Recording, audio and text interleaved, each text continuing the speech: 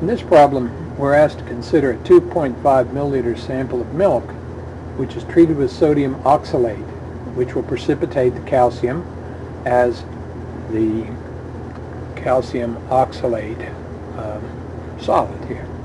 This was filtered off and dissolved in sulfuric acid, and the solution was titrated with potassium permanganate and was found to require 6.5 milliliters, 6.53 milliliters of 4.56 times 10 to the minus 3 molar potassium permanganate. And we're asked to calculate the molarity of the calcium ion in the milk. Here we're going to have to approach this from the point of view of the redox reaction between between potassium permanganate and calcium oxalate. I'll get to that in a minute, but assuming that we can write down a balanced chemical equation for that, then we can go from the volume of potassium permanganate to the moles of same to moles of calcium oxalate to moles of calcium ion. So it becomes only necessary to have the balanced chemical equation to be able to carry out this mole-to-mole conversion here.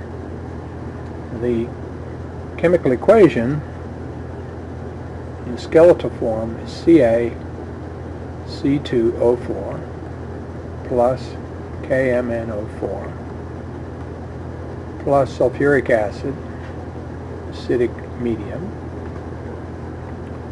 goes to manganese sulfate plus potassium sulfate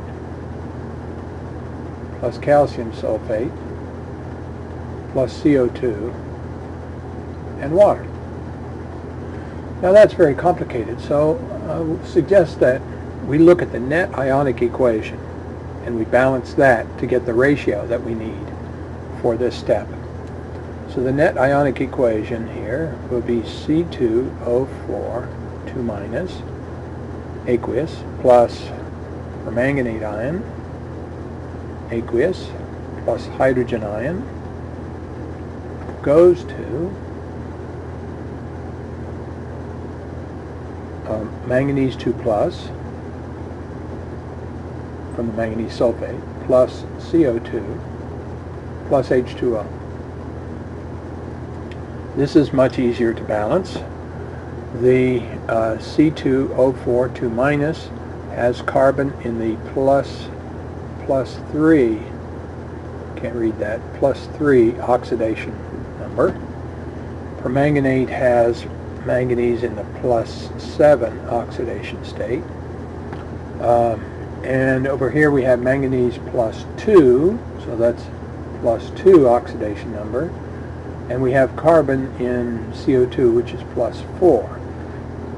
So the changes that we see, we can first of all look at oxalate. There's going to be at least 2 carbons, since there has to be at least one C2O4 2 minus. There's going to be 2 CO2s over here. So the 2 carbons in oxalate end up as the 2 carbons and 2 CO2s. 2 times plus 3 is plus 6 here. 2 times plus 4 is plus 8 over here. So there is a loss of 2 electrons in this process. Now if we look at the manganese and permanganate, it's plus 7. And it goes to plus 2 over here. Manganese plus 2. So we have plus 7 goes to plus 2. That is plus 5 electrons. So that means that we are going to have to multiply the permanganate times 2 to get a 10 electron change, and the oxalate times 5 to get a 10 electron change. So the ratio of oxalate to permanganate is 5 moles of CaC2O4 to 2 moles of KMnO4.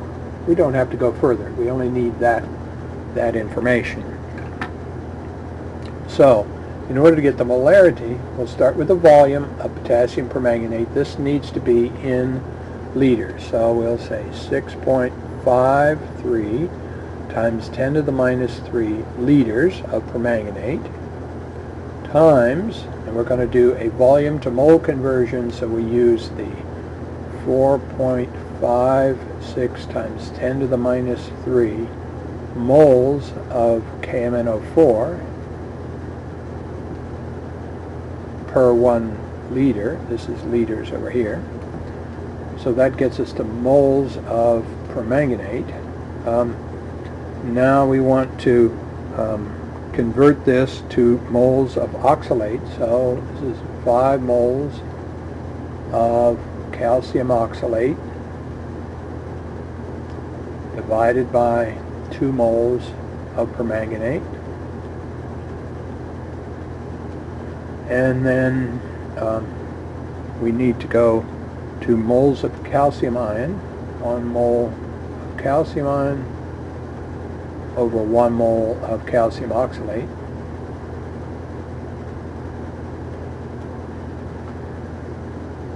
And this will, and when we solve this, liters cancel, moles of potassium permanganate cancel, moles of calcium oxalate cancel, and our answer will be in moles of calcium ion.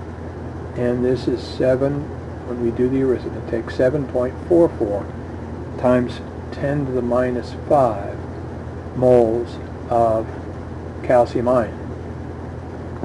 Now we're asked to calculate the molarity, so the molarity of calcium ion will be 7.44 times 10 to the minus 5 moles of calcium ion divided by the volume.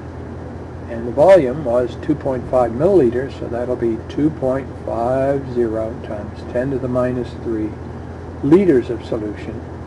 And this gives us a molarity of 2.98 times 10 to the minus 2 molar calcium ion. So we need the balanced chemical equation, and then we have to go through the steps to go from volume of permanganate to moles of permanganate to moles of oxalate to moles of calcium. And then once we have the moles of calcium ion, we divide by the volume to get the molarity, almost 3 times 10 to the minus 2 moles. Part B says, what is the concentration of calcium ion in grams per liter?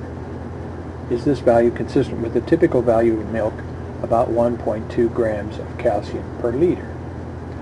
Here, we will do a mole to mass conversion, and that's really all we have to do. So 2.98 times 10 to the minus 2 moles of calcium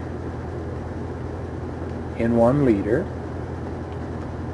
Now, mole to mass, we'll have to use the atomic mass of calcium, 40.08 grams of calcium in 1 mole of calcium. That will cancel out the moles, and we end up with 1.19 grams of calcium in 1 liter, which you can see is pretty close to the 1.2 that we expected. So this is just a simple unit conversion, which, if we keep track of our units here, goes very simply.